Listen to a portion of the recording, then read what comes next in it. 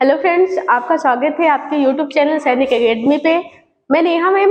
आपको जो हिंदी का टॉपिक चल रहा था जिसमें आपका था अनेक शब्दों के लिए एक शब्द, जिसका मैं 3 पार्ट का वीडियो में डाल चुकी हूँ।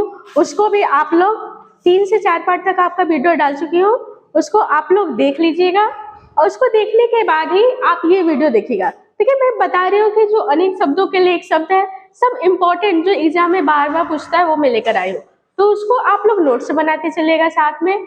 अगर आप इस यूट्यूब चैनल से नए जुड़े हो तो आप सब्सक्राइब कर दीजिएगा ताकि आपको नोटिफिकेशन मिलता रहे। तो फिर हम देखते हैं यहाँ पे है कि जिस स्त्री, पहला है आपका, जिस स्त्री का पति जीवित हो, जिस स्त्री का पति जीवित हो उसे क्या कहते हैं?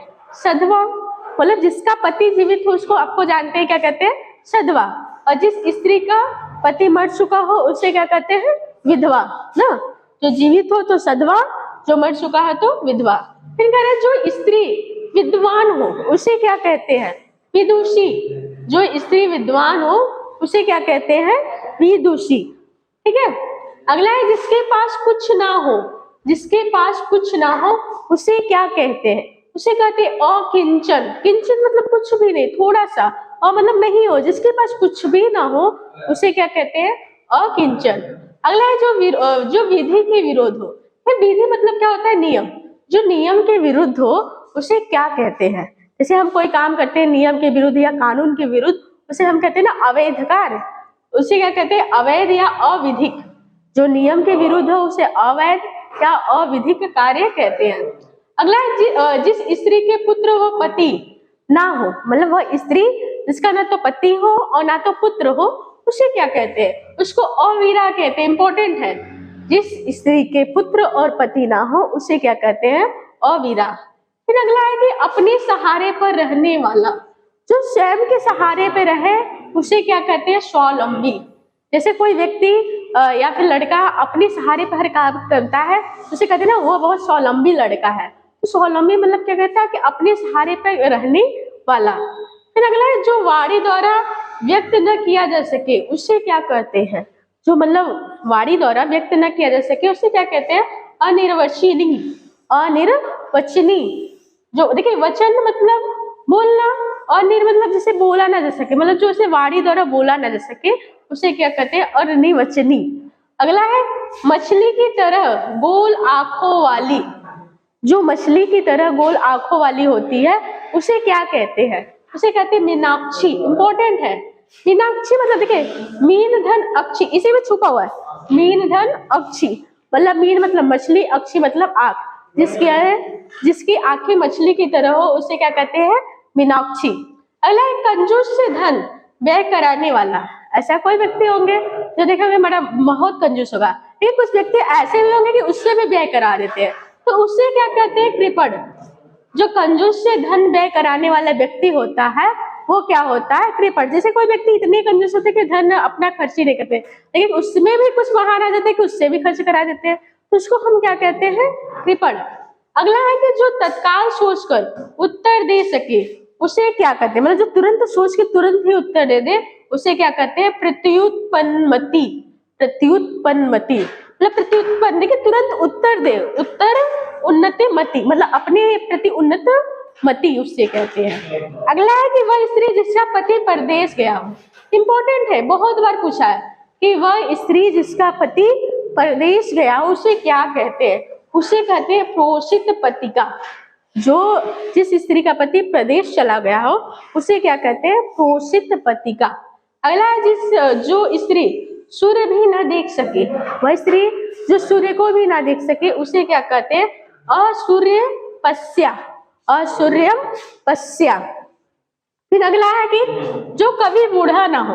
देखिए आपका जो कभी बूढ़ा ना हो, जैसे कि आपको जैन धर्म में कहा गया है कि आत्मा क्या है? अजर और अमर है। अजर का मतलब क्या होता है? कभी बूढ़ा ना होता है, और अमर मतलब जो कभी मरता ना हो। तो जो कभी बूढ़ा ना हो उसके लिए क्या होता है? अजर। बहुत इंपॉर्टेंट क्वेश्चन है। फिर अगला है मदिरा पीने का प्याला।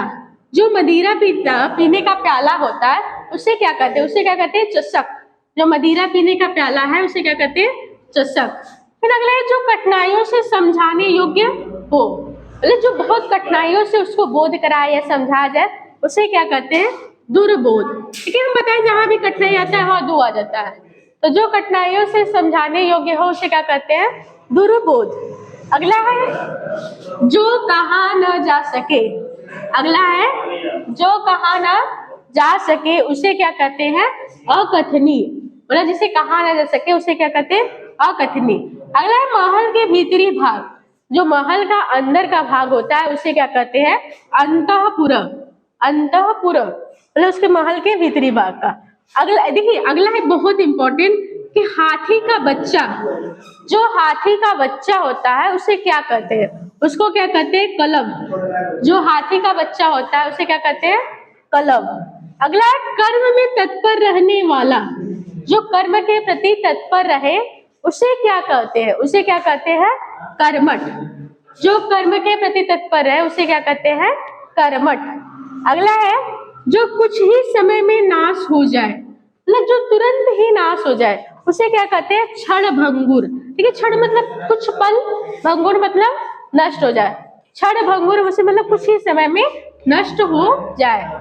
अगला है शुभ चाहने वाला। कहते हैं ना, जो आपका शुभ चाहता हो, अच्छा चाहता हो उसे क्या कहते हैं, शुभेच्छु। जो शुभ चाहता है उसे क्या कहते हैं, शुभेच्छु। अगला है पीने की इच्छा रखने वाला, उसे क्या कहते हैं, पिपासु। जो पीने की इच्छा रखता है उसे क्या कहते हैं, पिपासु। ये नहीं कि प्यासा, ठीक है, पिपासु कहते हैं उसको। अगला है कि दूसरों के काम में दखल देना। जो दूसरों के काम में दखल देता है उसे क्या कहते हैं, हस्तक्षेप। हस्तक्षेप कहते हैं ना, वो दूसरों के काम में हस्तक्षेप करता है, मतलब दूसरों के काम में दखल देता है, उसे ही क्या कहते हैं, हम हस्तक्षेप। अगला है यज्ञ में आहुति देने वाला। जो यज्ञ में आहुति देते हैं उसे क्या कहते हैं, होमाग्नि।